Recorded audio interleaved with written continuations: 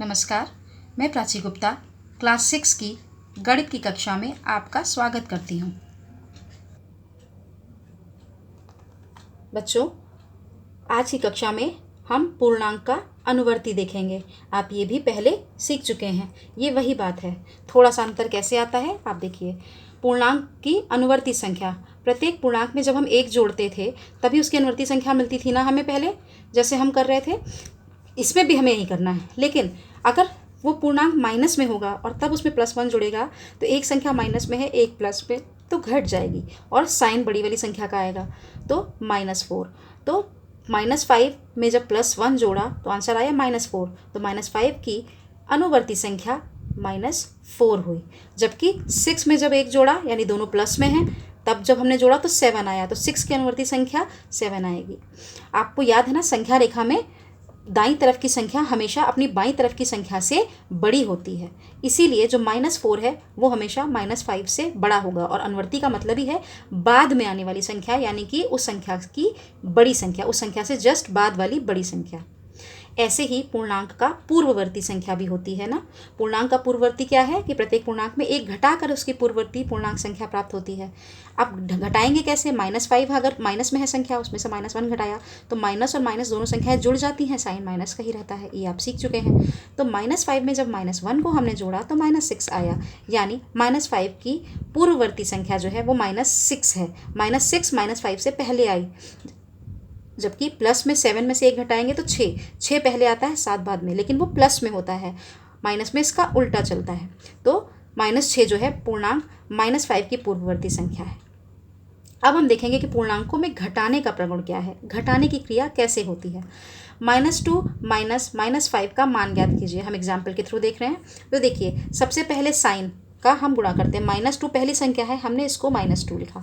अब हम पहले माइनस को इस माइनस से गुणा करेंगे। इन दोनों के बीच में गुणा है, क्यों? क्योंकि ये वाली संख्या एक ब्रैकेट यानी कोष्ठक के अंदर है। तो माइनस को जब माइनस से गुणा करते हैं तो प्लस हो जाता है और उसका साइन भी प्लस का लगता है, ठीक है। उसके बाद ये 5 आ गया, तो एक संख्या माइनस में रही और एक संख्या प्लस में। अब हमारा क्या हो जाएगा? जब एक संख्या माइनस में और एक प्लस में होती है तो हमेशा घटता है, तो 5 में से 2 घटेगा, तो 5 में से 2 घटने पे 3 आया।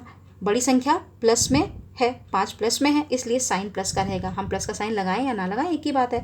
पॉजिटिव नंबर्स में प्लस का साइन लगाकर शो नहीं करते हैं।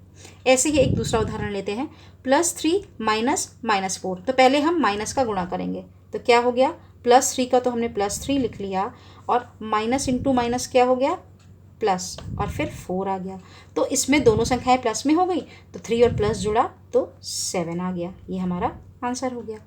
एक और एग्जाम्पल देखिए, -6 है, उसमें -7 जोड़ेंगे तो क्या होगा? पहले -6 को, जो पहली संख्या है, उसको एज इट इज़ ही उतार लिया।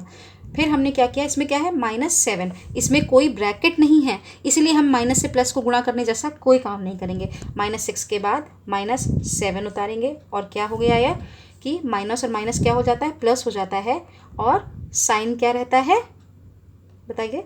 माइनस का ही साइन रहता है। तो हम क्या करेंगे? -6 में 7 जोड़ेंगे तो हो जाएगा 13। अतः यदि दो पूर्णांक लें तो किसी एक को दूसरे से घटाने पर पूर्णांक ही प्राप्त होता है। घटाने की प्रक्रिया जो है वो पूर्णांकों में समवरक है। अब जो हमने अभी तक पढ़ा है उसके आधार पर कुछ स्टेटमेंट्स हैं, कुछ कथन हैं जो आपको याद रखने हैं कि पूर्णांकों में घटाने की क्रिया समवरक है, यानी कि घटाने की क्रिया होती है। पूर्णांकों में शून्य का पूर्ववर्ती -1 है, क्योंकि पूर्णांक क्या है? 0 से इधर के नंबर्स प्लस वाले भी और 0 से माइनस वाले भी, तो फिर 0 से पहले -1 आता है तो पूर्ववर्ती संख्या हो गई। जबकि जो पूर्ण संख्याएं थी, यानी होल नंबर्स थे, क्योंकि वो 0 से शुरू होते हैं, उसमें माइनस वाली संख्याओं का कोई स्थान नहीं है, उसमें शून्य का पूर्ववर्ती नहीं होता है। पूर्णांकों में घटाने की संक्रिया क्रम विनिमय का पालन नहीं करती है, यानी घटाने में, जोड़ में तो हम जब क्रम बदल देते थे तब वो हो जाता था, लेकिन इसमें घटाने में हम क्रम बदलेंगे तो आंसर में अंतर आ जाएगा, तो वो प्रक्रिया संक्रिया संवरक नहीं होगी। पूर्ण संख्याओं में भी ऐसा ही होता है। फिर अगली कंडीशन क्या है, या अगला कथन स्टेटमेंट क्या है कि किसी पूर्णांक में शून्य घटाने पर परिणाम वही पूर्णांक होता है जो आपकी संख्या होती है। तो -6 में से 0 घटाएंगे तो आंसर -6 ही आएगा। ये भी आप पढ़ चुके हैं। अब इसके आधार पर एक एक्सरसाइज है जो आपको करनी है। प्रत्येक पूर्णांक की पूर्ववर्ती संख्या ज्ञात कीजिए। 6 -4 -19 -996 और 0। खाली स्थान में ग्रेटर देन या स्मॉलर देन भरना है।